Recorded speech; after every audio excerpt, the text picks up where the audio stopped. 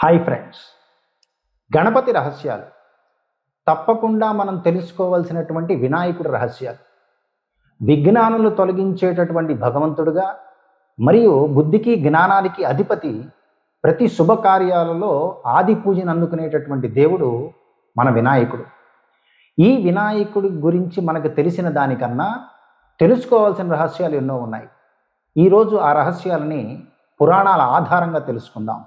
Welcome to my channel stories of mythology.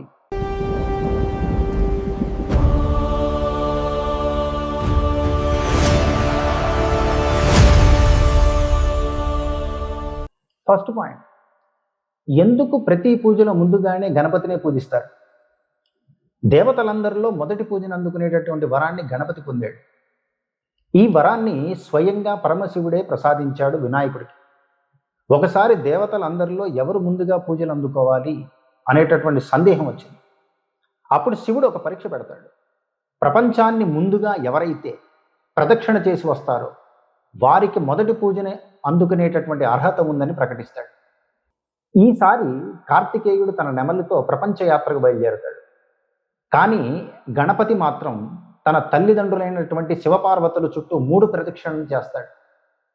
తల్లిదండ్రులే నాకు విశ్వం అని చెప్తాడు. ఈ సమాధానానికి సంతోషించినటువంటి పరమశివుడు ప్రతి యజ్ఞంలో కానీ, ప్రతి పూజలో కానీ, ప్రతి శుభకార్యాలలో ముందుగా నిన్ను పూజించిన తర్వాతే ఎవరినైనా పూజించాలని వరమిస్తాడు. అప్పటి నుంచి గణపతి ప్రథమ పూజ్యుడయ్యాడు. సెకండ్ పాయింట్, గణపతికి ఏనుగు తల ఎలా వచ్చింది?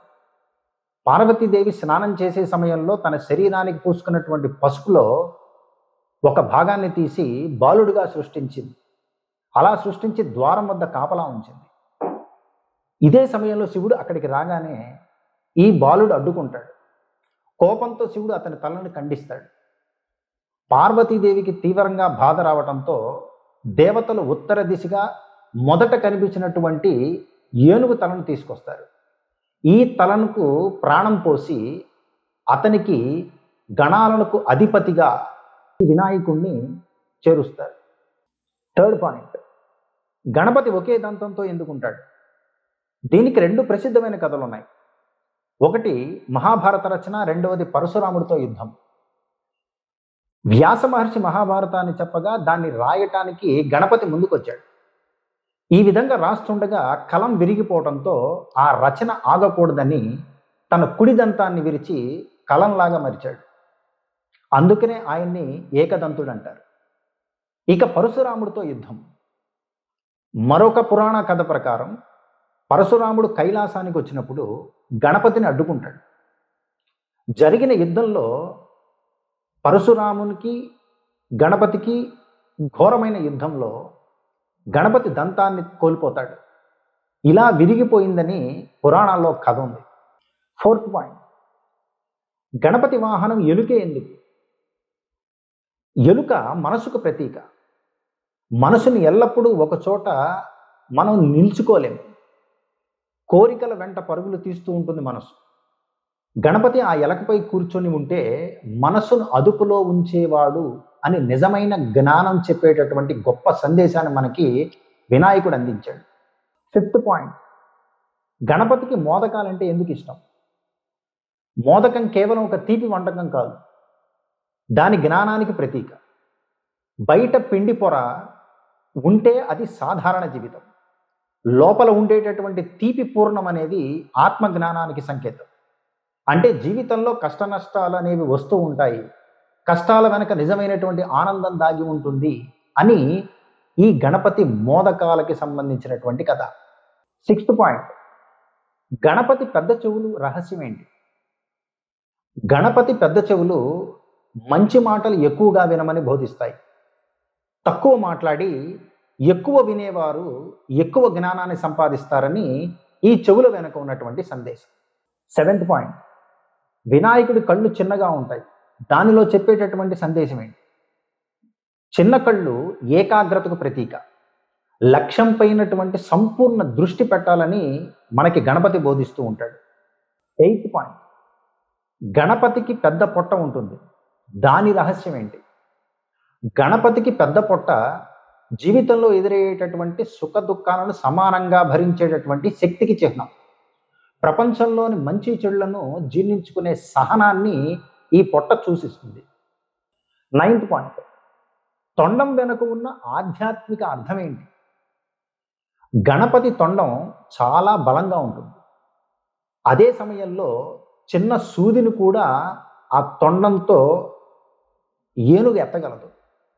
ఇది మనిషి జీవితంలో ఎల్లప్పుడూ బలంగా ఉండాలి, ఎల్లప్పుడూ బలంగా ఉండాలి మరియు ఎప్పుడూ సున్నితంగా ఉండాలి అని ఈ జ్ఞానం మనకి నేర్పిస్తుంది. 10th పాయింట్, గణపతి 32 రూపాలు. పురాణాలలో గణపతికి 32 ప్రధాన రూపాలు ఉన్నాయని చెప్పబడింది.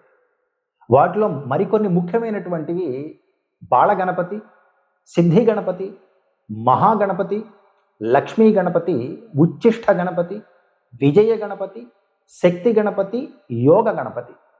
గరికతో ఎందుకు వినాయకుడిని పూజ చేస్తారు? గణపతికి గరిక అంటే చాలా ఇష్టం. మన పురాణాల ప్రకారం అనలాసురుడు అనేటటువంటి రాక్షసుడు సంహరించిన తరువాత గణపతి శరీరం వేడెక్కిపోతుంది. ఆ వేడికి చల్లార్చేందుకు ఋషులు దూర్వ అంటే గడ్డిని వినాయకుడికి సమర్పిస్తారు. అప్పటి నుంచి గరికతో చేసేటటువంటి పూజ వినాయకుడికి అతి శుభప్రదంగా భావిస్తారు. వినాయక చవితి ఎందుకు ఇంత ప్రత్యేకమైంది? భాద్రపద మాసంలో శుక్లపక్షంలో చవితి నాడు వచ్చేటటువంటి గణపతిని మనం వినాయక చవితిగా పూజిస్తాం. అంటే భాద్రపద మాసంలో శుక్లపక్షంలో చవితి నాడు గణపతి భూమిపైన అవతరించాడని పురాణాలు చెప్తున్నాయి. ఈ రోజున గణపతిని భక్తితో పూజించి వ్రతాన్ని చేసుకుని కథ వింటే సర్వ విఘ్నాలు పోయి ఆరోగ్యము ఐశ్వర్యాన్ని వస్తాయని చెప్పి భక్తుల యొక్క నమ్మకం. ఇది పురాణంలో కూడా ఉంది. ఈ విధంగా మనం గణపతి రూపాన్ని గనక మనం ఒకసారి పరిశీలించినట్టయితే ప్రతి అవయవము ఒక గొప్ప జీవన సందేశాన్ని మనకి తెలియజేస్తుంది. పెద్ద తలతో గొప్పగా ఆలోచించమని, పెద్ద చెవులతో ఎక్కువగా వినమని, చిన్న కళ్ళతో ఏకాగ్రత పెంచుకోమని, దాని తర్వాత చిన్న నోటితో తక్కువ మాట్లాడమని, తొండంతో పరిస్థితులు మనకి అనుగుణంగా మార్చుకోమని, ఎలుక వాహనంతో మనసును నియంత్రించుకోమని, తినే మోదకాలలో నిజమైన ఆనందం జ్ఞానంలోనే ఉందని వినాయకుడు మనకి బోధిస్తున్నాడు. ఈ వీడియో కనుక మీకు నచ్చితే లైక్ చేయండి, షేర్ చేయండి, సబ్స్క్రైబ్ చేయండి. Thank you.